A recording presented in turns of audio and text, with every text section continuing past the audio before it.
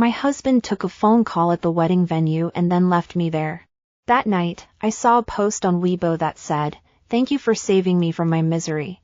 This will be our chance to start over." The photo showed his profile and a pair of tightly clasped hands.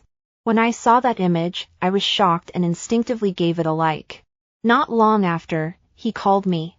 "Emily, don't get so worked up. I was just helping Victoria with her divorce. 5 years of dreams, it's time to wake up." After that, he brought his lover into the home I had carefully decorated, completely disrupting my life. I left in disappointment, but he chased after me to the country where I was. Alexander, who had been gone all night, returned. Seeing me still asleep in bed, he furrowed his brows. "Why aren't you getting up? Aren't you going to make breakfast?" I used to get up early every morning to make him breakfast. From the moment he left me alone at the wedding to chase after that other woman, I didn't want to sacrifice myself for him anymore. I rubbed my swollen eyes and said flatly, "I don't want to eat." "If you want to eat, make it yourself." Alexander stared at me, clearly surprised by my behavior today. After a moment, he said, "Let's postpone the wedding for a while."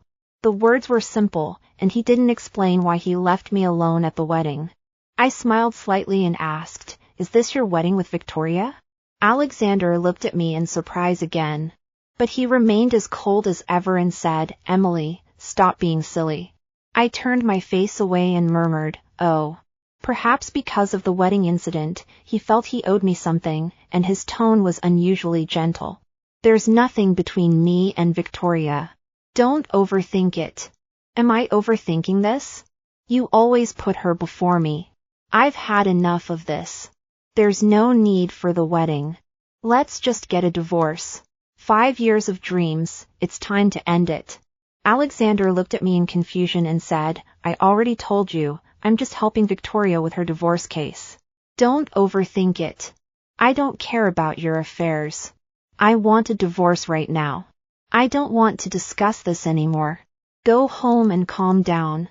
Alexander left, and I tried to suppress my emotions.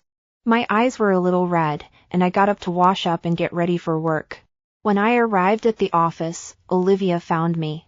"Emily, did you think carefully before sending me that message yesterday? Yesterday's incident really shook me. I've decided to divorce Alexander, so I've decided to work abroad. I'll follow the Institute's arrangements. The funny things that happened at the wedding are known to all the colleagues at the Institute." Olivia looked at me with a sympathetic expression. I smiled at her and said, "Olivia, I'm fine. Lately, many people have been concerned about me because of yesterday's incident, but Alexander hasn't. It's funny. I once fantasized that if he came back to explain what happened and promised never to have any contact with his lover again, I would give him another chance. But he doesn't even want to explain anything to me. All right, I'll handle it. It should be settled in about a month." Alexander disappeared again for 3 days without telling me where he went. I didn't call him. On the 4th evening after work, I came home to find someone else in the house. I was about to change my shoes when I heard an unfamiliar voice. "Emily, are you back from work?" I turned my head at the sound and saw Victoria standing nearby. I was about to change my shoes, but my hand froze, and my gaze involuntarily fell on the crystal high-heeled shoe I was wearing. Those were my favorite shoes. "Alexander, do you think I can wear these shoes on our wedding day?" Alexander looked at them for a moment and replied, "Sure." But on the day of the wedding, I still didn't get to wear them. Actually, he hadn't forgotten, he just thought I wasn't suitable for them. My heart was shattered once again. Trying to hide the bitterness in my heart, I forced a smile and looked at Victoria. "Hello, Victoria." Although this was our first meeting, we both knew what was going on. Victoria smiled at me, but her eyes betrayed a clear sense of provocation. "Emily, don't misunderstand. I'm just staying here temporarily until I find a new place to live." I replied, "Okay, that's fine." Perhaps I appeared too calm, which surprised Victoria. She looked at me with a puzzled expression. The living room suddenly fell silent. At that moment, Alexander, wearing an apron and holding a spatula, peeked his head out and said, "You're back. Dinner's ready." Victoria immediately broke into a sweet smile and, despite her 8-centimeter heels, hurried toward the kitchen. Okay, Alexander, I'll help you. I stood there frozen, feeling the frustration welling up inside me again. Earlier, I had asked Alexander, can you cook? He said, no. I believed him at the time. Later, I even signed up for a cooking class. From then on, no matter how busy I was, I always handled meal preparations. Actually, he wasn't incapable, he just didn't want to cook for me. Over the 5 years I was with Alexander, I spent 5 years loving him and taking care of him. But in the end, I realized I was just a complete joke. I had decided not to let him affect me anymore, but deep down, it felt like I had been stabbed, the pain making it hard to breathe. I forced a wry smile, took a deep breath, and walked into the room. When I came out, Alexander and Victoria were happily eating and chatting. Victoria saw me coming and said to me in a tone of a hostess, Emily, we didn't know how long you'd be, so we started eating without you. I replied, it's okay. As soon as I sat down, Alexander started scolding me, what are you doing lingering in the house? Didn't you say we could eat already? I clenched the chopsticks in my hand, feeling both wronged and angry. If it had been before, I would have thrown the chopsticks down and confronted him directly. But today, I held back. After all, I only had less than a month left before I left, and I didn't want to cause any more trouble. I was busy with something earlier, so I came late. Sorry. Alexander glanced at me, as if he wanted to say something, but in the end, he didn't. After dinner, as soon as I walked into the room, Alexander followed closely behind. He closed the door and looked hesitant. I glanced at Alexander and waited for a long time, but he still didn't speak. So I picked up my clothes and prepared to take a shower. Then he said, Victoria got divorced and wants to come here to relax for a while. She hasn't found a place to stay yet, so she'll be staying here for a few days. Oh, I see. I forced a nonchalant expression. Emily, I don't have anything to do with her. Our wedding will still go ahead as planned. All right, you've said it. After saying that, I walked into the bathroom and slammed the door shut. He insisted on his point, and I had my own plans. Alexander stared at the heavy door, feeling a bit sad. The next morning, I woke up and found Alexander wasn't beside me. I didn't know if he had slept in my room last night, but he hadn't come back before I went to sleep. After getting dressed, I went to the living room and saw the table filled with various breakfast items. I felt much better than last night. I had always known Victoria was a special person to Alexander. Things he had never done in front of me before, he did all in one day. I didn't eat anything, picked up my bag, and left without looking back. Over the next week, I was busy with work and didn't go home. After waiting for a long time, I didn't receive a call from Alexander. When I returned home, I felt something was off. After looking around the room, I realized what was wrong.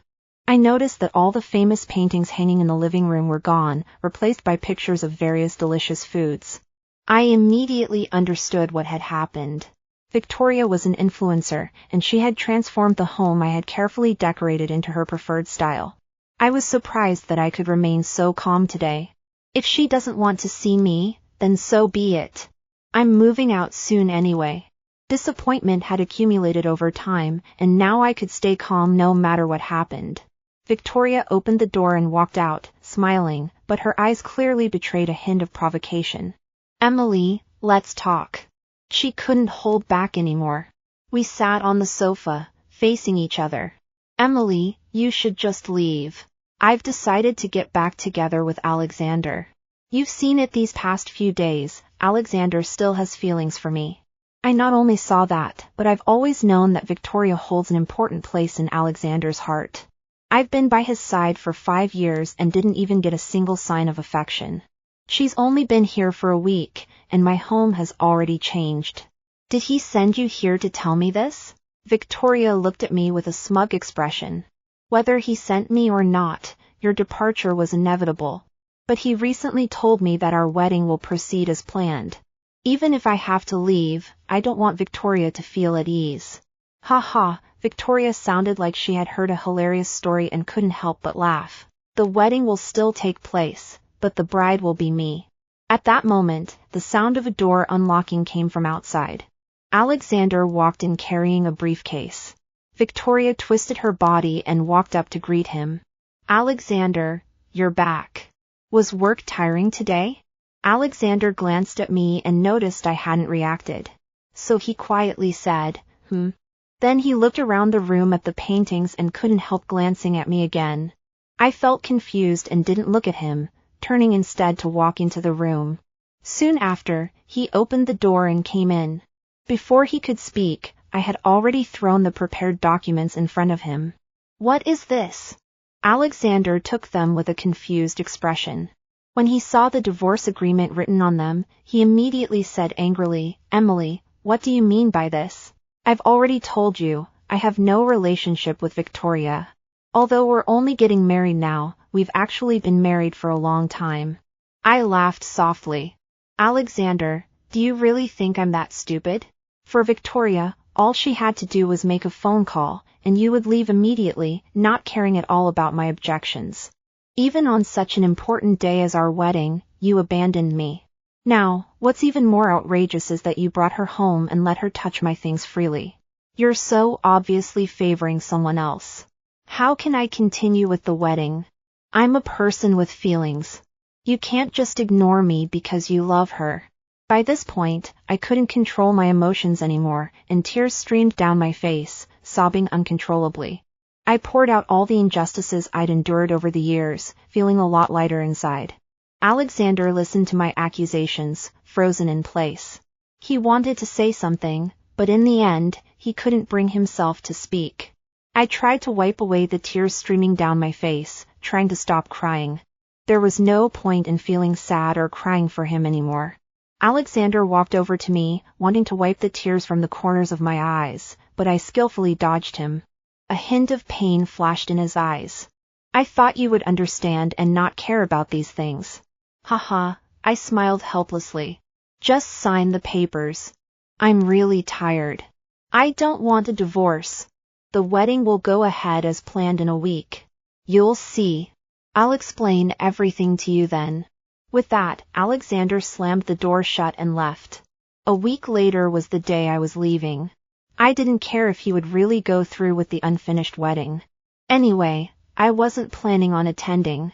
I walked back into the living room, and Victoria was gone. Alexander approached me cautiously and whispered, Honey, Victoria left. I told her to take her paintings with her. Don't be angry. This was the first time he had ever spoken to me so timidly.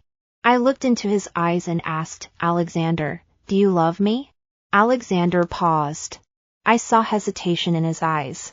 I understood. You didn't need to answer. I didn't want to hear any more refusals. Alexander hugged me tightly and whispered, Emily, you love me. You can't leave me. He leaned against me, clinging to my feelings, wanting everything. I stood there letting him hug me, too lazy to argue. Over the next week, Alexander changed his usual habits, getting up early every morning to prepare breakfast. I ate it each time, thinking, well, since it's already here, I might as well eat it. In the evenings, he would take me out to eat almost every night. That week, we spent time together like we were dating. He acted like a very good boyfriend, truly devoted to the extreme. But what was the point of all this? It was all too late. The day of the wedding came quickly, on the very day I was planning to leave. When I woke up in the morning, I noticed Alexander was clearly in a good mood. He seemed very excited about our wedding, though this might disappoint him. We went to the hotel together. Emily, wait here. I'll go handle the guests outside. I smiled and replied, okay. As his tall figure disappeared at the door, my smile faded. She took out her phone and made a call.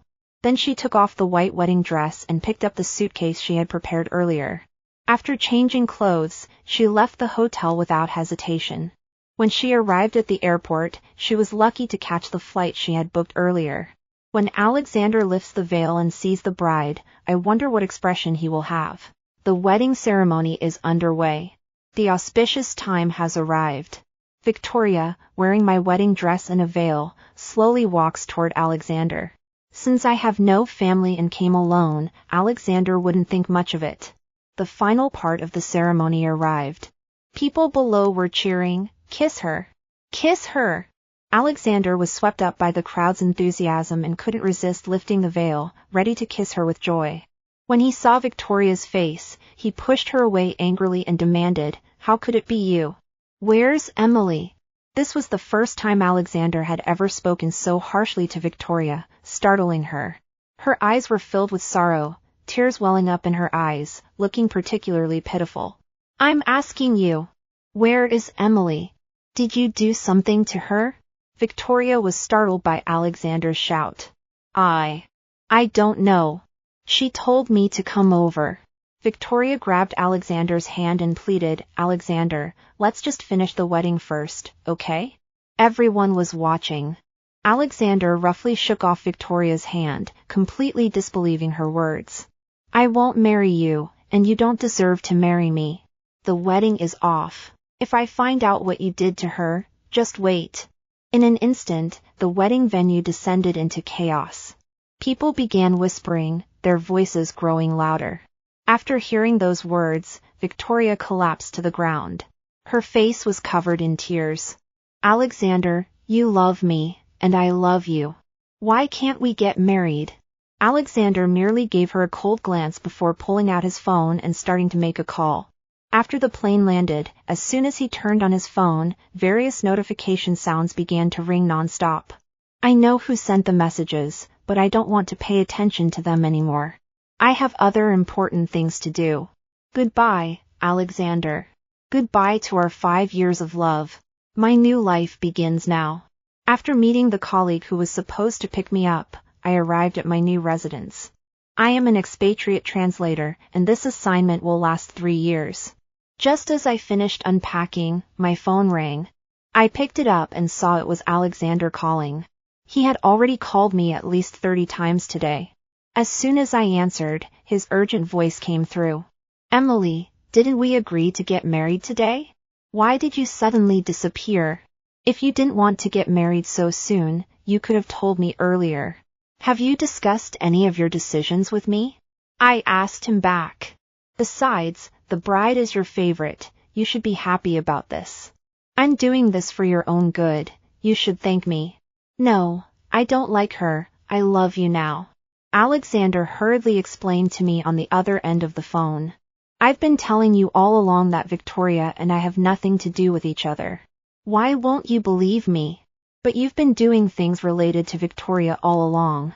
Alexander fell silent on the other end of the phone, seemingly reflecting on whether his actions were truly wrong. "I'm sorry, Emily. I won't contact her again. Come back. I'll tell you the truth." Alexander began to beg me.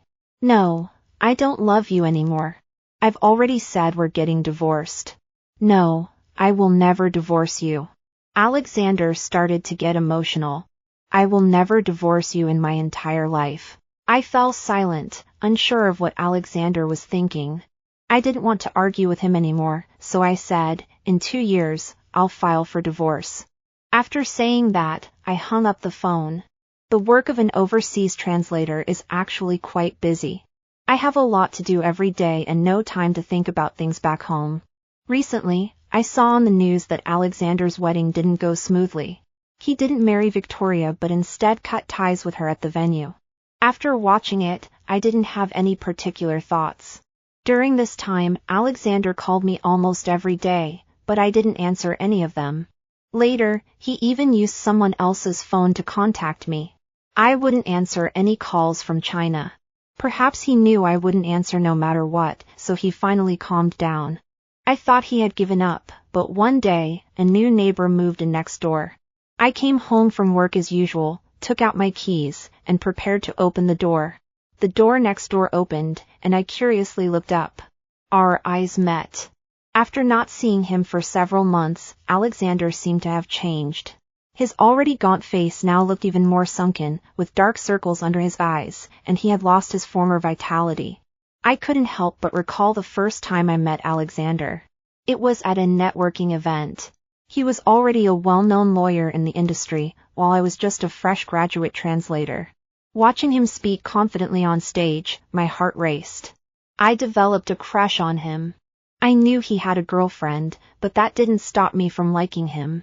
It wasn't until his girlfriend moved abroad to get married that I started appearing around him more frequently. I showed him care and consideration, and eventually became his girlfriend. Alexander suddenly stepped forward, hugged me tightly, and snapped me back to reality. He whispered, "Honey, I really missed you." It was the first time I had ever heard him say those words, and tears streamed down my face. I had invested 5 years of my emotions into this. Was this his response? But now it's too late. I don't want to give him any response. I wiped the tears from the corners of my eyes, pushed Alexander away firmly, and asked him, "Why are you here?" "I was pursuing you." Alexander smiled at me. Seeing the tears in his eyes, my heart tightened. He used to be such a confident and proud person, yet now he was crying for me. He quickly changed the subject. "I have a case to handle, and since I knew you were staying here, I came to find you." I responded with a no, hand opened the door to go inside. As I was about to close the door, Alexander reached out to block it. "Emily, it's been a long time. Let's go out for dinner." I knew Alexander had a stubborn personality, but I still agreed. So we went to a well-known local restaurant. Alexander's smile never faded all evening, as if nothing had ever happened between us. I stared at him and said, "You really don't need to do this. There's no future between us." Hearing this, his smile faded, and his face showed disappointment and regret. "Emily, I know I was wrong before. I shouldn't have been so nice to Victoria and ignored your feelings. But I've already cut ties with her. Please give me another chance, okay?" Alexander said this with pleading eyes. I could tell he was being sincere. But I didn't change my mind. I said, "Alexander, don't do this. Go home. All I ask is that you agree to one thing." Alexander seemed to see a glimmer of hope and looked at me expectantly. "All right, say it. All I want is for you to leave my life forever." I saw the hope fade from his eyes, and a bitter expression crossed his face. "I won't disappear. I've waited 3 years for you. If after 3 years, you still insist on divorcing me, then I won't force you anymore." Alexander truly did as he said. From that day on, he never appeared in my life again. I was busy every day, living a fulfilling life. I no longer had to think about others' feelings or cater to anyone. My mind and body had never felt so at ease. 3 years later, I finished my translation work abroad. Returning to this city, I felt an indescribable emotion welling up inside me. Dragging my suitcase, I arrived at the entrance of my apartment complex. Suddenly, someone appeared in front of me, startling me. "Emily, you're such a troublemaker. I wish you'd suffer." Victoria's face was fierce, and she held a fruit knife, ready to attack me. I dodged just in time. I never expected Victoria to hate me so much that she wanted to kill me. I tried to calm her down, but she was clearly out of control. "Victoria, what are you doing? Murder is illegal. Put the knife down. Being hurt by a man doesn't justify hurting yourself or others." "Humph, don't pretend to care. If you hadn't forced me to marry Alexander back then, I wouldn't have been rejected in front of everyone, making me look so humiliated." Victoria said this while stabbing toward me with the knife. "You made me get cursed by so many fans and lose the career I worked so hard for. You should just die." I couldn't dodge Victoria's knife in time. When I closed my eyes, the expected pain didn't come. I heard a muffled groan and suddenly opened my eyes to see Alexander standing in front of me, holding his chest with his hands, his expression filled with pain. "Victoria, how could you do this?" Victoria finally realized what had happened, quickly dropped the knife, and hugged her head, muttering repeatedly, "No, why you? I didn't mean to. Are you okay?" I asked the injured Alexander nervously. "Why did you just run over here? We're no longer together." Alexander forced a smile. "As long as you're okay, nothing else matters.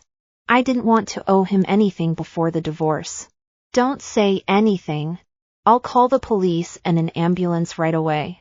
Victoria, upon hearing that I was going to call the police, panicked and ran away, muttering, don't let the police catch me. I didn't kill anyone. Soon, the ambulance and police car arrived.